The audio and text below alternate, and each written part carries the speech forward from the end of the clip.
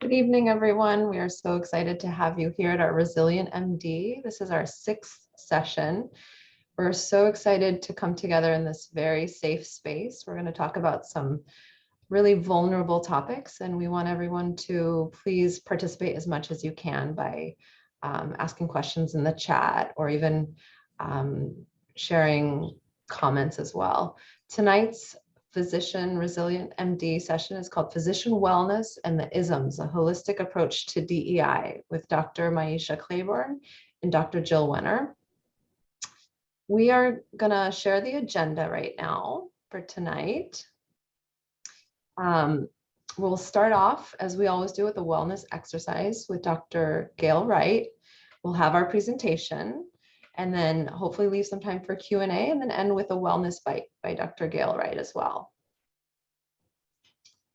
I'm going to introduce Dr. Gail Wright, who I have the pleasure of working with here at Santa Clara Valley Medical Center. She's a pediatric cardiologist. Dr. Wright is also a consultant for individuals, teams, and organizations for clinician professional development, resilience boosting, and wellness. You can reach her at redwoodresilience.com. And I had the pleasure of also partaking in a retreat that she had at Pie Ranch, not too far here in the Bay Area.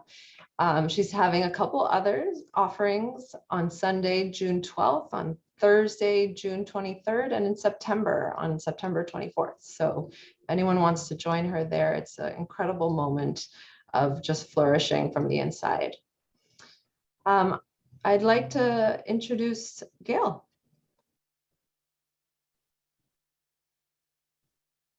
Good evening, everyone. Let's take a moment to arrive here together in our Zoom room. I'm still literally in my clinic, even though it looks like I'm in the beach.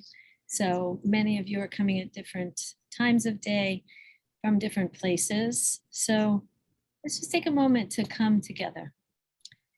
And in coming together, reminding ourselves that we are not alone.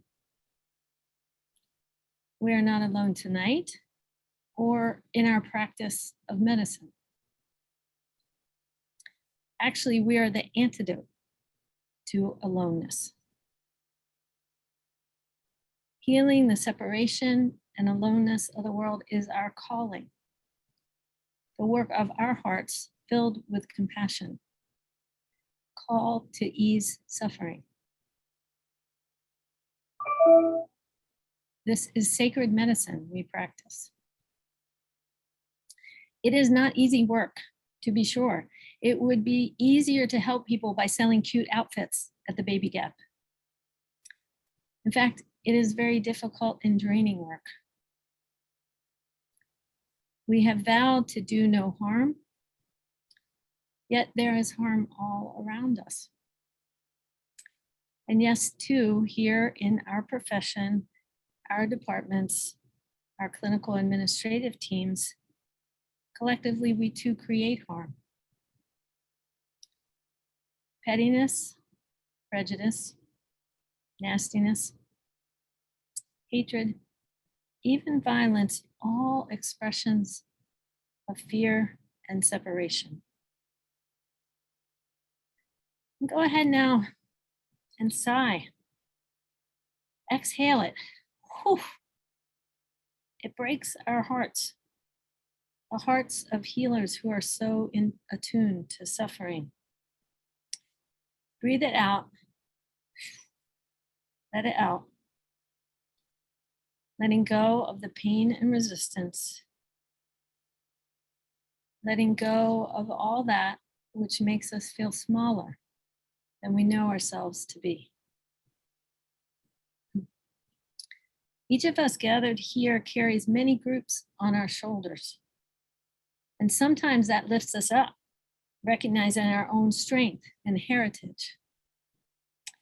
And other times, the load feels too heavy. We need to remember that we don't have to carry that load alone, all by ourselves, or carry it all the time. We need to remember we can put it down, at least for a few moments. So I invite you now to take a few precious moments to take off the game face of being a physician, the metaphorical mask, the superhero cape, the superficial identities, to set down the load of patience and paperwork, the load of pain, prejudice, and trauma, the load of not being seen or heard for moments, decades, and generations. Allow yourself these next few minutes simply to rest, allowing your mind to rest on your heart, cushioned by your breath, grounded in the points of contact between the body and the earth or chair, allowing both heart and mind to slow down. If helpful, maybe slowing the rhythm of the breath.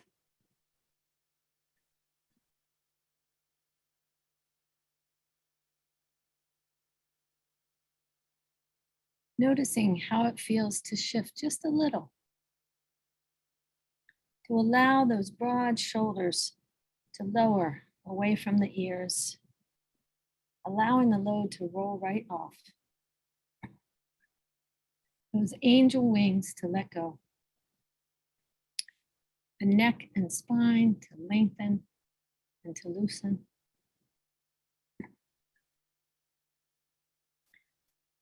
Breathing in with the courage to take in the new and fresh. Breathing out with the body's wisdom to let go of what's old and used up. Breathing in life-giving oxygen. Breathing out carbon dioxide. No need to control the breath or the mind or anything else.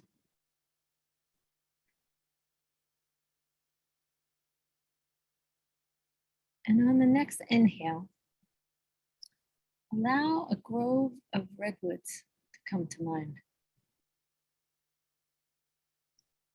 Breathe in that sense of awe and spaciousness we get when we stand before them. Breathe out, knowing what you release may enliven those redwoods. Feeling the interweaving, the give and take between you and the redwoods. Their dignity and grace, and your dignity and grace. Knowing just as they belong, so too you belong. And as magnificent as each individual coastal redwood is, remember they are interconnected. They grow from the same seed in a fairy ring with all their roots connected. The same is true for us. As Sebene Selassie writes in her book, You Belong, although we are not one, we are not separate. And although we are not separate, we are not the same. This evening, may we strengthen our sense of belonging and remember our connectedness. May we affirm with positive joy all of who we are in a beloved community of healers. Now, as you gently bring your awareness fully back to our gathering, take a moment to feel the energy of what unites us.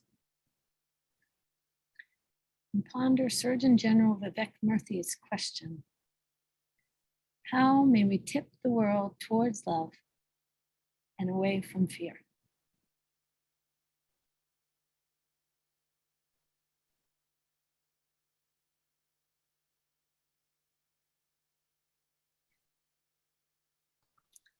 And now we'll open to our speakers for the evening. Thank you so much, Gail. That was so centering and just the perfect tone for what's coming up tonight. I want to start by introducing Dr. Maiysha Clairborne, and then I'll have Jerry Calloway introduce Dr. Jill Wener. Dr. Maiysha Clairborne is a physician and trainer of neuro-linguistic programming, that's NLP, hypnosis, and timeline therapy, founder of the Mind Remapping Academy. Dr. Clairborne works with individuals and organizations helping eliminate old trauma wounds while teaching them to be trauma responsive in their own communication. She's especially skilled at training leaders on the power of perception and on how our unconscious thoughts and beliefs have an impact on the reality we create. Her trainings combine the mastery of emotional and communication intelligence, teaching leaders that by mastering our language, both internal and external, we ultimately put ourselves in the driver's seat of our thoughts, actions, and behaviors, creating new results for ourselves that positively impact others. Dr. Maiysha is a graduate of Emory University, completing her medical degree at Morehouse School of Medicine and her family medicine residency at Florida Hospital. In addition to gracing the TEDx Asheville stage in 2022, she's delivered trainings in multiple arenas, including the International Conference on Physician Health, WellMed Physician Conference in Greece, wow, internationally, and Women in Medicine Conference. Super exciting. Super excited myself to soon hear from you. I'll have Jerry share a wonderful introduction on Dr. Wener now. Jerry, you're muted, so you'll have to unmute yourself, please. Thanks. That would probably help. Dr. Jill Wener is a board-certified internist, and much more than that, she's an expert on physician wellness, anti-racism, education, and coaching. She's published nationally and lectured nationally, and is recognized as an expert. She's passionate about helping people take responsibility for their problems and teaching them practical, easy, rewarding tools to take self-improvement to the next level. Dr. Wener employs meditation, mindfulness, and the evidence-based technique of tapping, also known as emotional freedom technique, which I've heard of and never heard anything about, so I'm very excited to hear more about that tonight. It's in the arsenal of powerful tools that she brings to her practice and to her education. She is the co-creator of the CME accredited Conscious Anti-Racism Training Program, in which she, with her partner, Dr. Clairborne, combines their insights on anti-racism journey with the mind-body expertise and 10 years of experience practicing medicine. Both of these doctors have worked with clients both in healthcare and corporate worlds. Dr. Wener is the facilitator for ACGME's Equity Matters program, the host of the Conscious Anti-Racism podcast, and the author of the best-selling Conscious Anti-Racism book with Dr. Clairborne, which you will be getting a copy of tonight if you complete the entire program. So be attentive and ask questions. Thank you.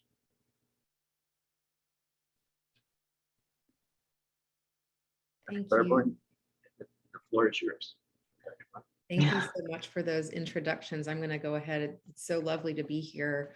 Thank you for inviting us. Dr. Clairborne and I we're East Coasters, so we're thrilled to get to live the California life for at least an hour this evening. And since you all did so we're going to be talking tonight about physician wellness and the isms, a holistic approach to DEI work. And you have given us such wonderful introductions. I will skip through these slides. We like to start our conversations about anti-racism with a discomfort alert, that none of this is easy and we have to do it anyway. This is a wonderful quote from Michelle Cassandra Johnson, an incredible anti-racism educator. This is the quote at the first page of our book. And humans are wired for two things. We're wired for survival, and we're wired for connection. And so if anything threatens that feeling of connection, that being protected by the community, it can cause a lot of discomfort, and it can actually cause a fight or flight or trauma response. And so we're going to not get as much into the discomfort aspect as we usually do. But just to note, if you feel some things coming up inside of you as we're doing this presentation, some things that feel maybe reactive or defensive or sad or traumatized or anything, just know that these are all normal responses, and to care for yourself. And we're going to give you some cues along the way to pause and breathe. And Gail, thank you so much for that lovely guided practice as well. So on that note, let's pause for a breath. I invite you to feel your feet against the floor, your back against the chair or whatever you're sitting on. And let's give ourselves permission to take a nice deep breath in and exhale, knowing that we can always come back to this breath if we need to. Dr. Maiysha. And so, before I get started, I am very excited to be here. So I just want to thank you all for, again, inviting me, and Gail was a wonderful centering. I just wanted to name that. Moving to the objectives here. So we're going to first understand several ways that the isms can impact wellness and resistance, and describe how bias and the isms are built into the culture of healthcare. We're going to demonstrate some tools to heal and process from harm. Here's what we're not going to do.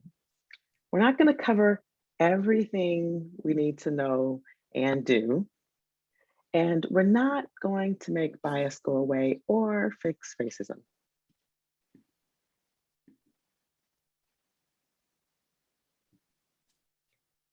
So we're going to start with a little vignette, and go ahead and put that up. So then we're going to go to the what. We're going to talk about what the isms are and that affect wellness and resilience. We're going to talk about the why, bias and the isms that are built into the healthcare culture. We're going to talk about the how, the tools on how to begin to heal and process. And then we're going to move on to next steps and resources. I've already talked a little bit about the discomfort that may come up as you go through this training or webinar or whatever word we're going to use for it. But there's some kind of guidelines that we like to always introduce, whether or not it's going to be something interactive. And we will be having, the chat is open. So just some things to keep in mind as we go through. First, to locate yourself in your position of power. And we'll talk a little bit more about different identities later. But if you're a person who society generally thinks of as the norm, and you're used to being able to speak freely in spaces, this might be a chance to step back and listen. And conversely, if you are someone who does not generally have a chance to speak up in spaces, please feel free to do so here in the chat, and just kind of paying attention to your social location as we go through this. Listen to your body and breathe into the discomfort. So if you start to get uncomfortable, perfect. You're exactly where you're supposed to be. This work is uncomfortable for everybody, and we're going to invite you to breathe into that discomfort. We'll also invite you to listen to your yeah buts and your that's not what I mean impulses, even though we're not having a direct conversation here. If you find yourself wanting to prove something that we're saying wrong or disagree with it, check that within yourself and say, maybe there's something for me to learn here, and use as a cue to listen to understand. Being wrong means you're doing it right, and there's no prizes for being right. So it's going to be, these conversations can be messy, and that's just part of it. Be willing to do things differently and to experience discomfort. Embrace non-closure, and live into the questions or hold the complexity and contradictions. And this is really, these last couple are really about the fact that, as Dr. Maiysha already said, we're going to leave here with more questions than we came with. and there isn't always one happy answer that fits into everything that we think should be or that is about the world. And so that's just part of this work. It does take some getting used to. And this is adapted from Michelle Johnson and Carrie Kelly's Race and Resilience trainings. And Dr. Maiysha, I'm going to hand it over to you. All right. So start with the little vignette. So a Black female physician who's attending a college health event to assist in performing sports physicals as a service with her colleague who happens to be a white older male. She's dressed up in her business clothing and wears her white coat and her stethoscope. And upon entering the event, her mentor is greeted warmly and she is not acknowledged. Her mentor immediately introduces her as Dr. Y and shares that she is his colleague and has agreed to join him performing the physicals today. After barely acknowledging Dr. Y, the attendant points her down the hall and says curtly, "You'll be in classroom 5."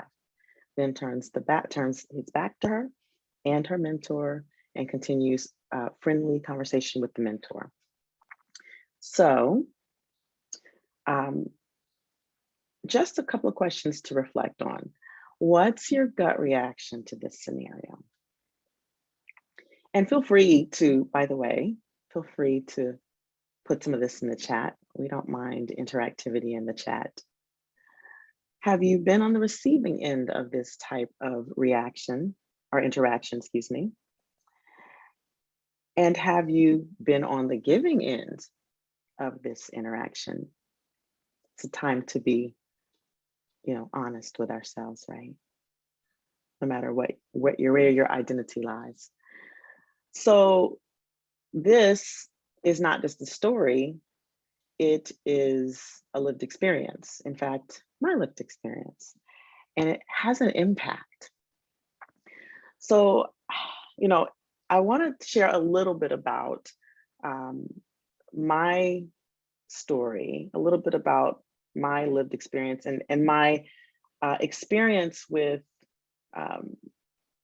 mental health, dealing with mental health challenges during my time as a physician, and how being a Black female in medicine impacted that, how the lived experience of feeling othered impacted that.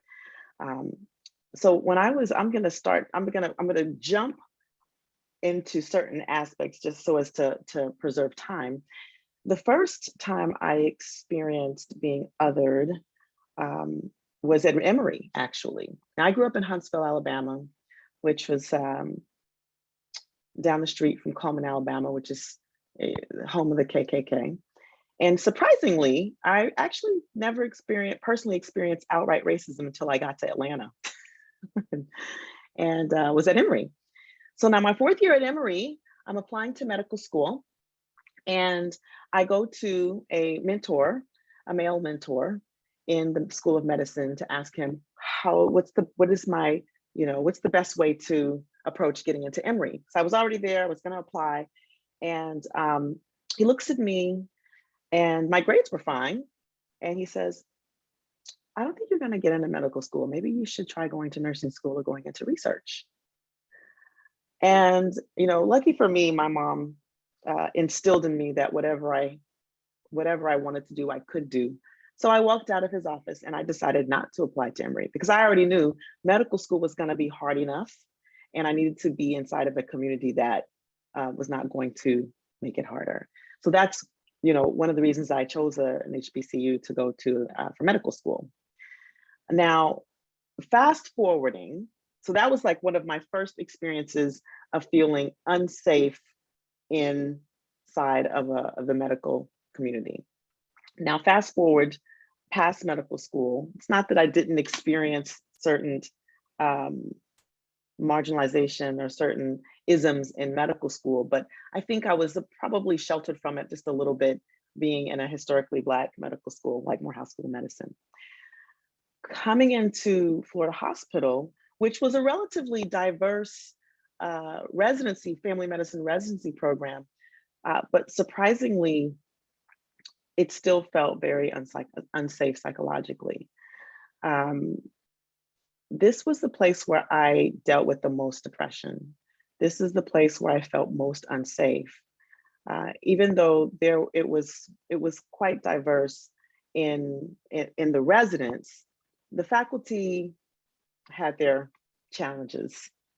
And I felt I experienced some deep depression, and even to the point of suicidality. Now, lucky for me, I did not swallow the pills that night, and I did go to a friend in my class, and a couple of friends that I trusted, but I felt that I could not go to my faculty. I felt that I could not go to my attendings, right? I did not feel that. I felt this, and I felt like for me as a Black female, any show of weakness was going to be an additional mark against me. So I had to be strong. I had to perform 10 times better than everyone else. I had to keep my face. So it was another level of not being able to express and feel like I was belonging, or like I was safe to go and really tell, people what was really going on with me.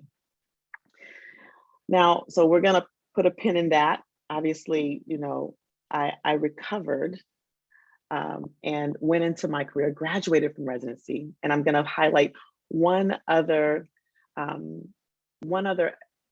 place in my career where I felt very isolated. And in fact, it caused me to isolate from the physician community for years, for a good decade. Now, I practiced integrative medicine. I came out of residency. I was always interested in integrative medicine. I became an acupuncturist. I love nutrition and using food as medicine. That was my jam. And quite obvious now, I'm a hypnotherapist and I practice neurolinguistic programming, it seems obvious now. But when I went to various association meetings I was still board certified and doing the conferences and doing all of the traditional things. But when I'd share what I was doing, I'd get these looks like, oh, that's nice. And it was like a pat on the head, oh, that's nice. That's how it felt, if you could imagine. And after so long of that, I just decided, I think that I need to stay away from that. I think that I need to find a community of people, ended up being chiropractors and psychologists and people in the healthcare industry that weren't doctors, that weren't MDs and DOs, that would accept me, right? So that's not, I'm not going to attribute that so much to the racism, but I am going to attribute it to other isms, other assumptions that are made about, and we're going to talk about this, about what's right, what's true, and what's acceptable in our community as physicians. So I share all that with you just to share that, in various capacities, as being a Black female physician, Black and female, right? Black physician, female physician, as being a physician who stepped outside of the traditional to practice, all of those were looked at in a particular way. There were assumptions made based on all of these things, and it impacted my well-being. And what I didn't share about this isolation from the physician community is that there was another time in that period where I fell back into that deep depression. And I was lucky enough to have a couple of friends who were therapists who I could call, who could refer me to the appropriate resources so that I could make my recovery and have the resources I needed to be mentally well. And so with that, I want to move forward. All right, thank you for sharing your story, Dr. Maiysha. Let's pause here again for a breath and just let ourselves take a moment to absorb what Dr. Maiysha just shared with us, and the impact it had on you, and maybe some of you are feeling that you've experienced similar things as well. So I invite you to feel your back against the chair, your feet against the floor. maybe the cold air against your skin or warm air. And I invite you to just allow yourself a nice deep inhale and exhale. There's no rush. There's no sense of urgency here. Always good to take the time to check in.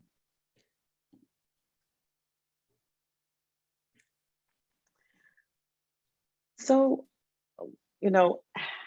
coming off of sharing that, I want to just kind of, we want to talk about how the isms affect wellness and resilience in our community. And the first thing it does is it gives us a sense of this imposter experience. And notice I'm using imposter experience rather than imposter syndrome. And the reason specifically is because imposter syndrome implies that it is the burden, the fault of the person experiencing it, whereas it really isn't. It's an experience that's being had that, as we will share a little bit later, comes up as a result of a particular culture that we are brought up in our community. The second thing it does is it robs the impacted communities of psychological and emotional safety. And you heard me speak about that. It creates this experience of isolation and aloneness and this constant diminishing of value. Now, I'll talk a little bit about that. When people of color or people of various marginalized identities have to deal with constant microaggressions, which I hesitate on using the word microaggressions because they don't feel micro when they're being experienced. Having to manage that in addition to just having to deal with all of the weight and the stress of our work in general,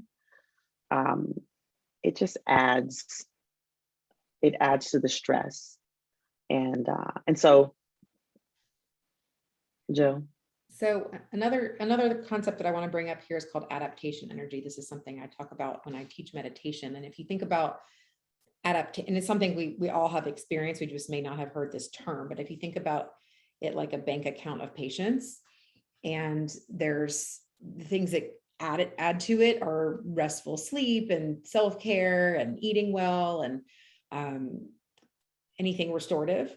And any little thing that drains it, once you get to a certain threshold of adaptation energy, you're going to go into fight or flight. It's going to kind of immediately, once you've had it, you've had it. And so all day long, we're experiencing the world, which is a hard enough place. And your parking spot was the one that you're used to getting was full, and you spilled coffee on yourself, or there wasn't any coffee left, or your kid was being a pain in that morning and wouldn't make their bed, or all these little things drain adaptation energy and our capacity to show up as our best selves in the world.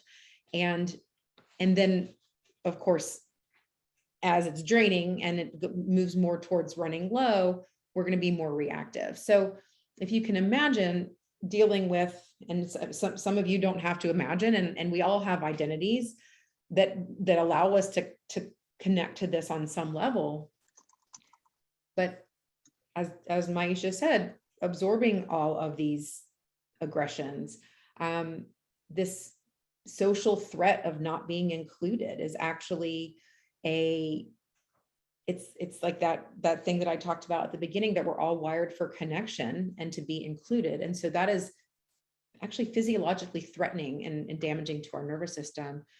Also, racial battle fatigue. So having to always be on alert of like, what's going to happen and who do I need to, when's it going to come at me next?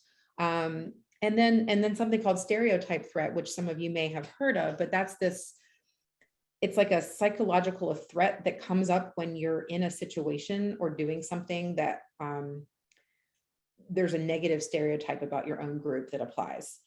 So always kind of being aware, okay, I'm the woman in this engineering class. There's a stereotype that women aren't going to be as good. And it is stressful, and it causes people actually to perform at lower levels. There's been studies on this. So imagine this for any racial stereotype, for any stereotype of able-bodiedness or sexual preference or gender identity, anything, there's going to be a stereotype threat involved there.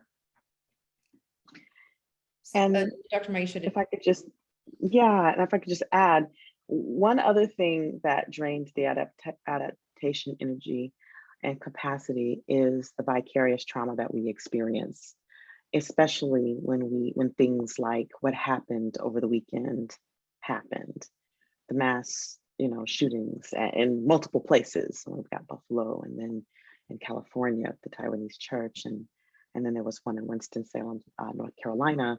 When we experience, especially as communities whose own identified community has experienced this trauma, we experience a vicarious trauma. And when that trauma is repeated over and over, it continues to drain that capacity and the adaptation energy. Thank you for sharing that. I have a colleague actually who's a Black woman who was sharing with me that for her as a Black woman, in seeing what happened over the weekend,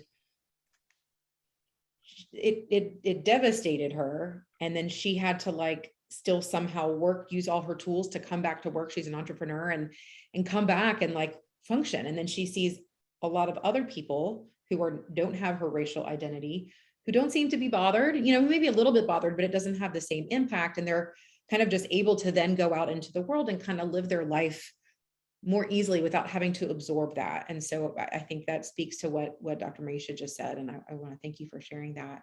And it's something that maybe you don't think about unless you have that marginalized identity. So I want to talk a little bit here about intersectionality. This is a social location wheel that I was referring to a little bit at the beginning when we were talking about ways to absorb this content tonight. There are many, many different identities in this world that when we have the one in this, closer to the center of this wheel, we're going to be closer to power and privilege. And the further we are towards the edges, we're going to be in the area of oppression. And we're talking about the isms. So I know Maiysha and I have both experienced sexism. Maiysha's experienced racism.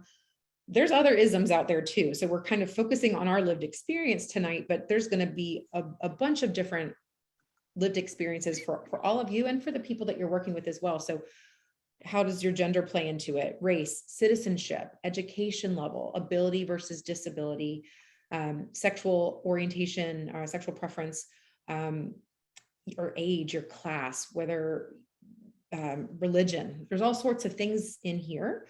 And some of them are visible and some of them are not visible. So it's not always, you can't always look at someone and know what they're going through. I think one thing that comes up a lot is being neurotypical or not neurotypical in terms of the way that your brain processes the world and processes learning. And you might look like you are in the center of the power and privilege wheel, and then you're having this other experience going on when you're trying to function in the world of only one, this is the way it's done in healthcare kind of space. So we want to in this presentation and also in the world and in healthcare hold space for all of these different identities and multiple marginalized identities. And if anyone here feels like they want to share in the chat other identities that they have that we haven't mentioned or that we have mentioned, and you just kind of want to name, have some space held for that here. And it's important that I can come into the world, I'm Jewish, so I can come into the world as a Jewish woman and with white skin. And I can hold space for what I've been through. And I can also hold a lot of space for people who have been through much different things than I have, sometimes much worse things than I have. It doesn't take away from my experience, but it also doesn't mean that I can't hold space for someone else, or that just because I've had a lived experience that has had some version of oppression, that I therefore cannot be guilty of or contributing to other isms. So I'm Jewish. It doesn't mean that I can't be racist. It doesn't mean that I can't be, I'm a woman. It doesn't mean I can't be sexist, because we can internalize it. So there's no get out of isms free exemption. And I think that's important to think about. It's hard to think about some of these things, but what else, who else can we hold space for? And who else is going through what Maiysha went through? And who else is feeling like they don't have a place to belong? So if this is, we've talked about holding the space, we've talked about these impacts, and if these are the impacts, what is the culture that enables it? So now we're going to go into a little bit more of the explicit discussion of the culture that's not just in healthcare, but that pervades our whole society. And this may be a term that you have heard of before or have not, or maybe you've heard it and not quite understood it. But what we're going to talk about right now is white supremacism culture or white supremacy culture. You'll see it written in the text as white supremacy culture. We have learned more recently that it's nicer to say white supremacism, because then it's an ism rather than a truth, which white supremacy sounds like it might be a truth. So what is culture? There's important things here. There's the culture aspect of it, and then there's what the culture actually is. So a culture is often unspoken. It's kind of passed down, and it reflects the values and beliefs, norms, standards of a group or a community, going to larger and larger things up into our nation. This work is from Dr. Tema Okun and Kenneth Jones from a Dismantling Racism book that they wrote, and she has a website, which is the most recent version of this is all on her website, which is down at the bottom. If you have not heard of her work, it is incredible. We do have permission to be using it and discussing it here, and it is the basis of the anti-racism trainings and conscious anti-racism that Maiysha and I do together. So white supremacism culture is this widespread ideology. It's baked into all of our beliefs and values and norms of our groups and communities. And it teaches us both overtly and covertly that whiteness holds value and whiteness is value. And I want to just take a moment to let that land if that's not something you've heard before. And we're going to get into what white supremacism culture is not as well. But remember, we're talking about the culture here. We're talking about the water that we swim in. And it's also not only whenever there's going to be power, there's going to be oppression. Whenever there's privilege, there's a lack of privilege. So whenever there's value, there's going to be lack of value. So on the flip side, this is teaching us that Blackness is not only valueless, but it's also dangerous and threatening. And it's teaching us things about all sorts of other groups, Indigenous people and Muslim people and Asian people and all other types of identities that are not considered the norm and standard. And now I know after what happened this past weekend with the shooting, there's been a lot of talk about white nationalism and white supremacism. And they're a little bit different, and we're not going to go into all of that now.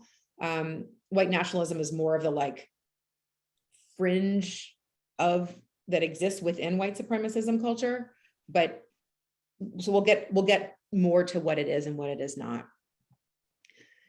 This is a great analogy that I'm borrowing and adapting from Dr. Kamara Jones, that if you think about this white supremacism culture, it's the air we breathe.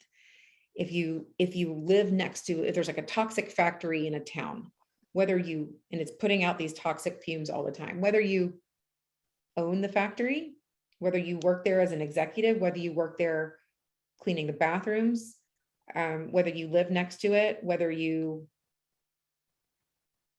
own it, whether or not you want to work there or be around it, you're there and you're breathing in those fumes, and those fumes are going to impact you no matter who you are, what you do, why you're there. And this is another thing that's interesting, that there's this thought that racism is only going to be harming Black people or other non-white races. And the truth is here as well, these fumes are actually impacting all of us and they're harming all of us. So it's going to impact our cells, it's going to impact our lungs, our ability to breathe. Maybe it's going to cause issues with cancer. So it's going to affect us in many different ways. So let's talk about what white supremacism is not. As Dr. Jill alluded to earlier, there's the fringe and the fabric, which I'm going to distinguish in a moment, but white supremacism is not necessarily the KKK, the Confederate flag, the white power rallies. Those are the extremes. That's the fringe. White supremacism culture is the fabric itself. It's like Jill said, it's the air we breathe, it's the water we swim in. And the KKK and the Confederate flag and the white nationalism and white power, though, that's the fringe. Those are the extremes. All right. White supremacism is most often not practiced intentionally. And again, we're talking about the fabric on a day-to-day basis. And, as we see, sometimes it can be. The fringe, when the fringe is present, it is practiced intentionally. But most often from day to day, it's not practiced intentionally. And oftentimes it's unconscious. And this is why this learning is so important, because when you bring the unconscious to conscious, you can interrupt behavior and redirect, right? Like we talk about with I don't know who has children, we talk about redirection of behavior. When we talk about white supremacism culture, it's not a personal attack on one's character. It doesn't make one an inherently bad person. Again, because if one isn't aware of this air that they're breathing, then it doesn't make you a bad person. Only if a person intentionally utilizes it in that way. All right, so let's pause again for a breath. We're familiar now, so just check in with how your body's feeling. Are you feeling constricted anywhere?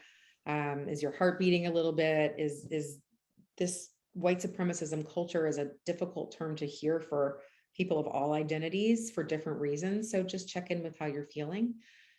And I invite you to take a nice deep breath in and out.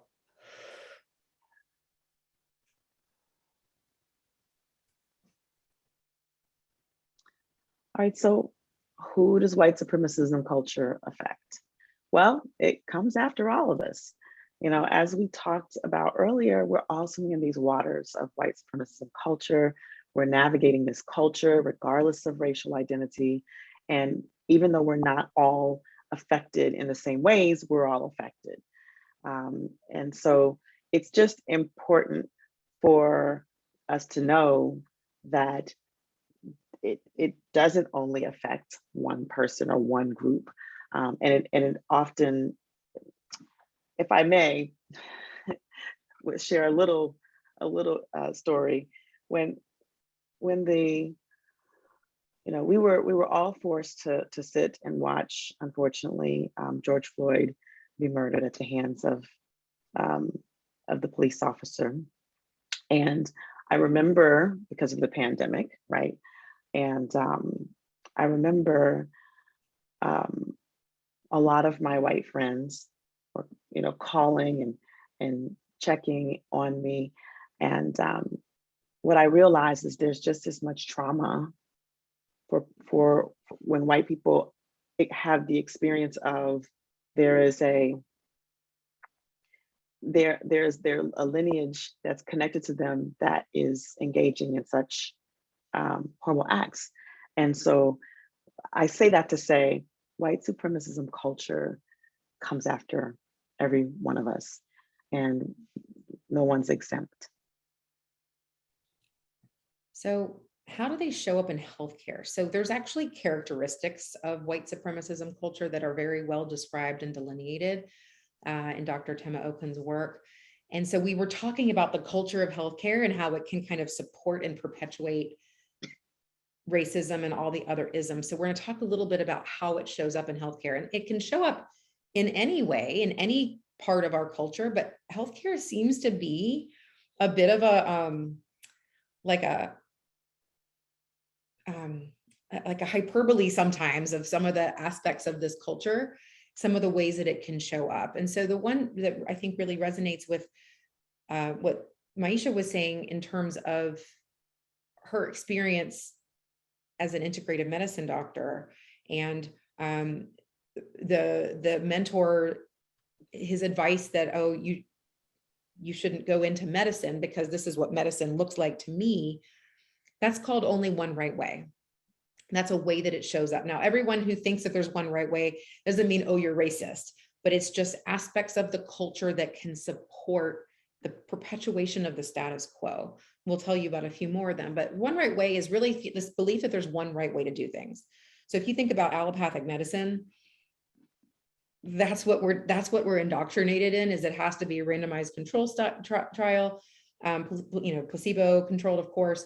There's this belief that there's an objective perfect that's going to be attainable and desirable for anybody, and anything that's not part of that is less valued, or maybe even value less. So this one right way, having this mindset, oh, integrative healthcare, integrative medicine isn't good, or acupuncture isn't right, or meditation isn't.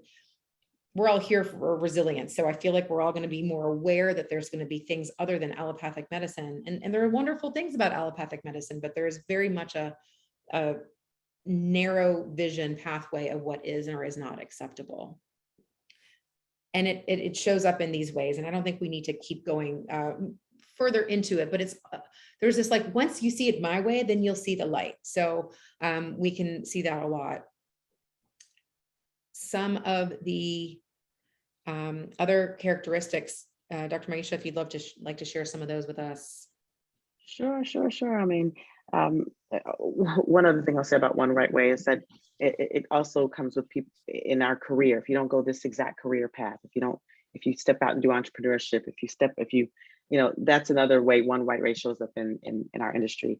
A couple of other characteristics: denial and defensiveness. That's oh, I didn't mean that. Oh, that's not why I intended. Oh, I'm not racist. That's what that sounds like. Right to comfort or fear of conflict. You may have heard this term white fragility.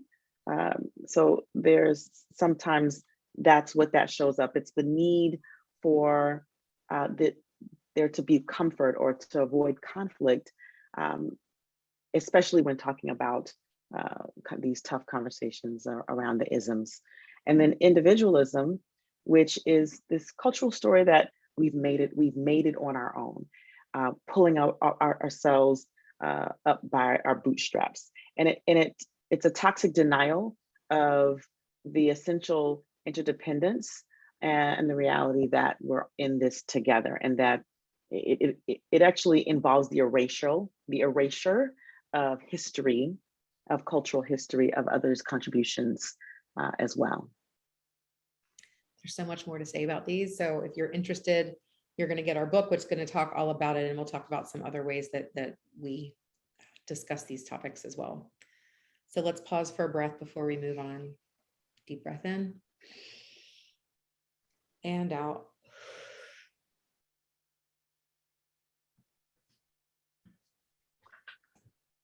All right, so now we're moving on to the how. How do we begin to heal? What are some tools? So I think the first thing is, as you would witness injustice, as you witness harm being done, whether it's one of the isms or not, name it. And it's important to name it. A lot of times people name things by being accusatory of the person, but it's very helpful to name the behavior. I don't know if anybody knows this, just the facts, ma'am, just the facts. So naming the behavior is very helpful and useful because it invites a person to really look at what's the motivation behind that behavior, conversation, or action that they just took.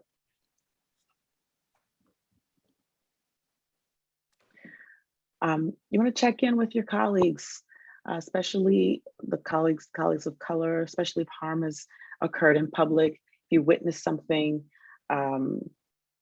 in a meeting, if you witness something on the floor, of course, this whole weekend that just happened, I've spent time checking in with my my Asian colleagues, of course, my fellow Black colleagues and friends, but check in with your people. And let me tell you, the people who are the least likely to ask are the ones who need it the most personal experience. The people who are the most quiet, the ones you want to check in with, personal experience. Listen to your intuition. Ask them if they're okay. That's if something feels off, if you have like a calling to check in, ask. Don't be shy about that. Final resource that we'll share with you, the tool is called Tapping or EFT, and we are running towards the end of the hour. So I will defer further discussion about this, but it's an incredible evidence-based technique that can be used for any emotion that comes up about racism. It can be used for anything, but in this or any of the isms, if you're on the receiving end, if you're having shame about being on the giving end, or something you witnessed, or there's fear or there's discomfort, it's a really great tool for that. And that is also going to be discussed in the book. So I'll leave it to y'all to dive into that in the book. And we really wanted to leave you with some information on what wellness programs should integrate, because I know a lot of you are involved in wellness.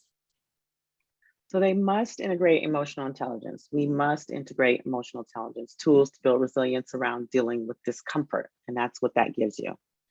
Bias and anti-racism training must be integrated into wellness programs, recognizing bias and the symptoms of white supremacism culture and how they show up in our personal and professional lives. We must integrate communication skills. As highly educated and skilled as we are, we have to build the muscle to name injustices when we see them in ourselves and in people and in the systems as well. And finally, a really great resource that I think should be incorporated is coaching for ongoing skill building.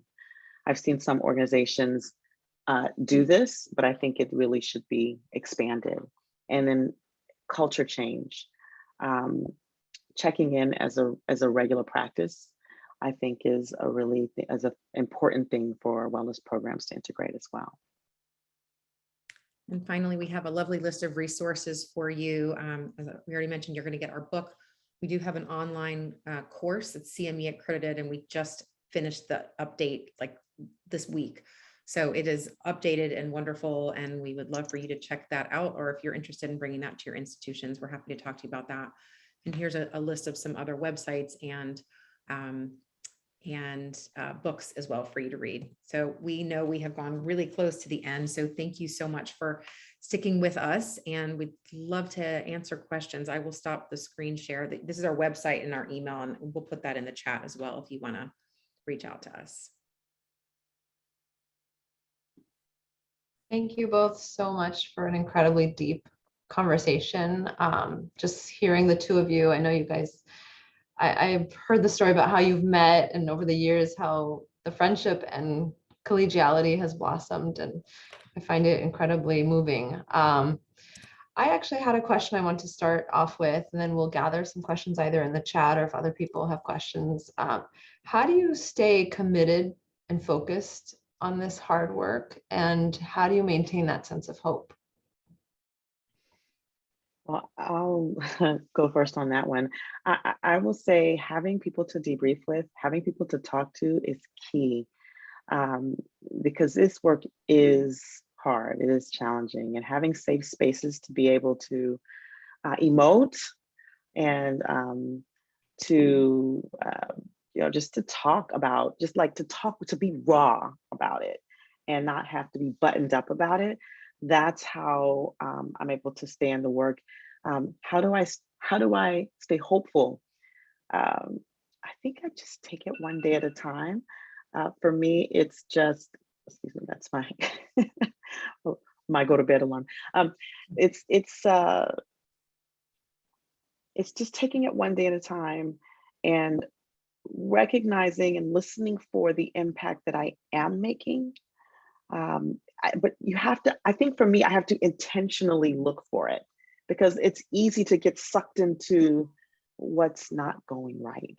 So I wake up every morning and write a gratitude list, and it helps me to see what's going right in my life, in the world, and just in my community around me. Amen to gratitude. I'll share that, like, I think as a white person, it's really hard to stay engaged until you're like in it. I have definitely over the course of my life, even as I started engaging in this work more since 2016, there'd be times where it would just be too much and I'd pull away, and it's not okay. It just is. It's the way that white supremacism culture impacted me, is this fear of discomfort and wanting to pull away. And I worked through it, but it happens. And so for anyone who like wants to get engaged and stay engaged, but you haven't, it's okay. And I think for me, just like once I learned what I learned, I can't unknow what I've seen, and I wouldn't ever want to. And I think that for me as a person who doesn't have a lived experience, the more I've learned about what the harm that's been done and that I've contributed to, I'm going to want to do what I can to try to not perpetuate that, I will say. And there's much more to that, but I'll stop there. Any other questions?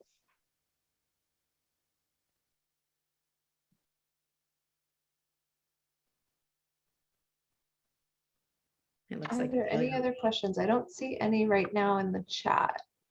Gail, do you have a question, or was I just reading? Okay. I was just commenting on her gratitude was as very synchronicitous. Her gratitude was her wellness bite for the, I think we cut into her time a little bit. So sorry about that, Gail, but No, it was a prior one, a prior session a couple Oh, months for ago. a prior one. Okay, I'm sorry. I see. We do have a wellness bite for this section. This session. We can jump into that right now. Yep. If anyone does have other questions, I put our website and email in the chat. So please feel free to reach out. If anything's like percolating and needs some time, we're more than happy to chat with you. Thank you. Absolutely.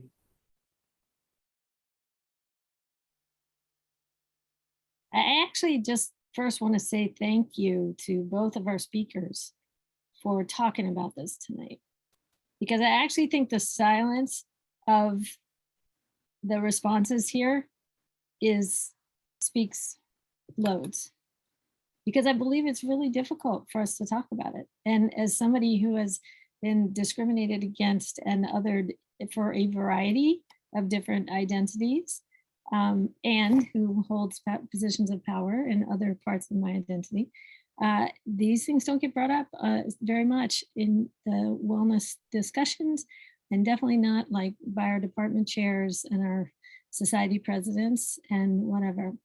Just a tiny anecdote before I was at a major pediatric cardiology national society meeting at a talk about wellness.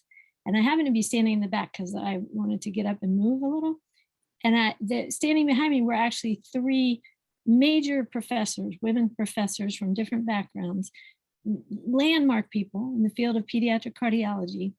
There was a white man giving the wellness talk at the front.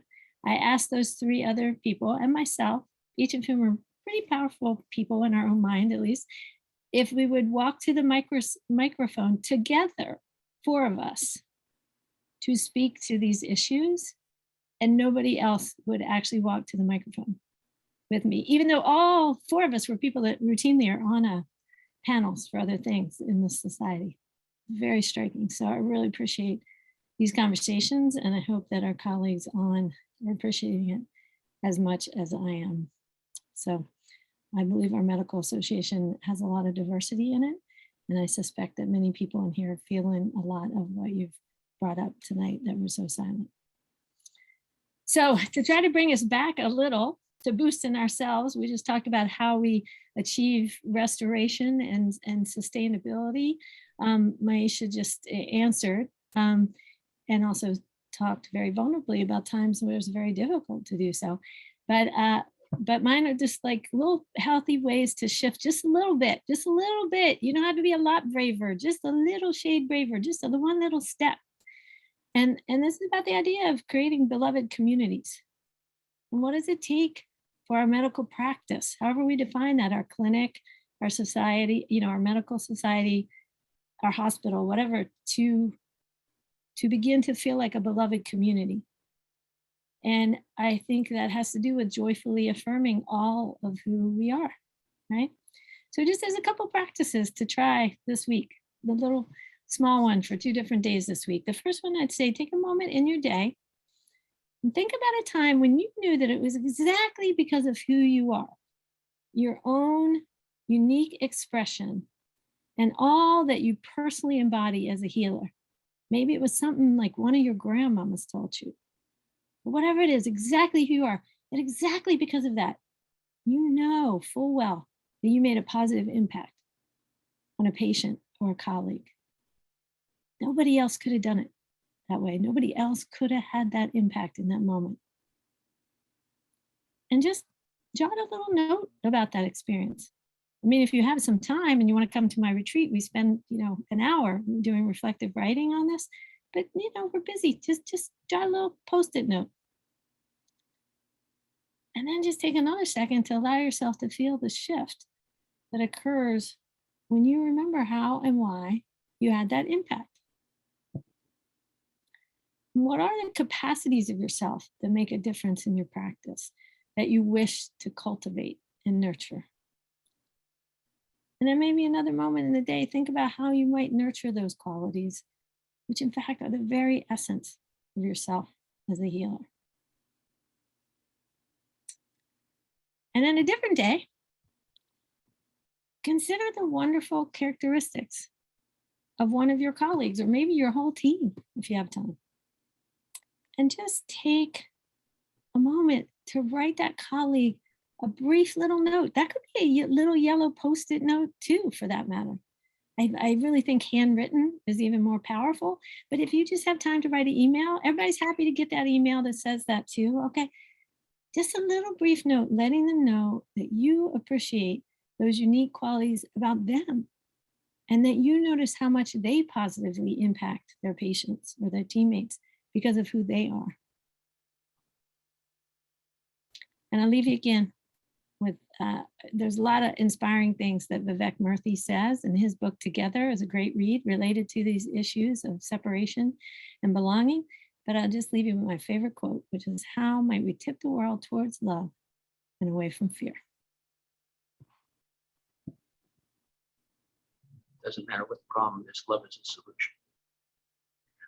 We want to thank our wonderful speakers for tonight.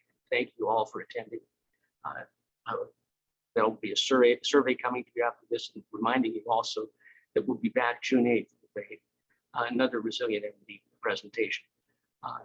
Shauna Shapiro, the PhD psychologist from Santa Clara University.